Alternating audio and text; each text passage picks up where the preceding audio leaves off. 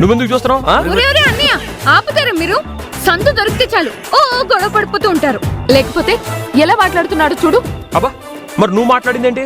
అరే అరే ఇలా మాట్లాడుకోవడం కాదు గాని తలా ఓ కర్ర తీసుకుని ఒకళ్ళ పొర్ర ఒకళ్ళు బద్దలు కొట్టేసుకుంటారా.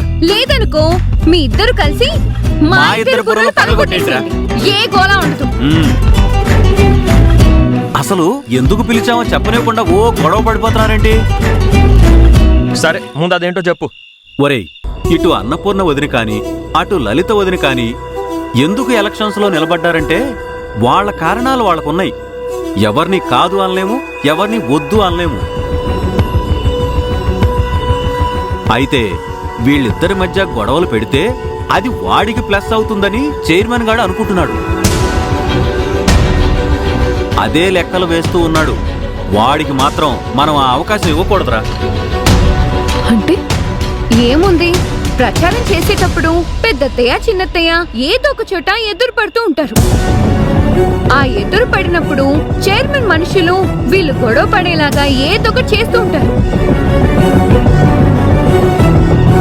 అలా వీళ్ళిద్దరూ కలిసి గొడవలు పడితే జనాల్లో చులకనైపోతారు కదా. వీళ్ళ మీద ఉన్న మంచి ఇంప్రెషన్ పోతుంది కదా. అందుకే అలాంటి పరిస్థితుల్లో మీరిద్దరూ ఎమోషనల్ అవ్వకుండా కంట్రోల్ చేయాలి.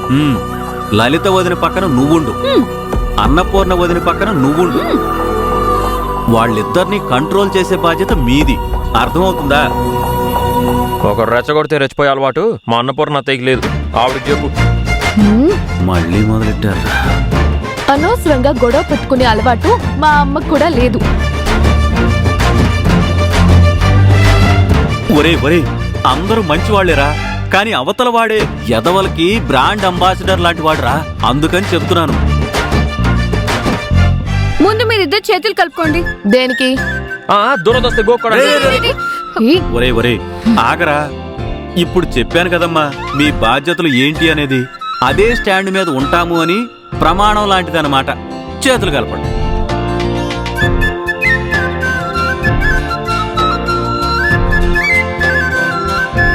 కలపండి. కలపండి రా.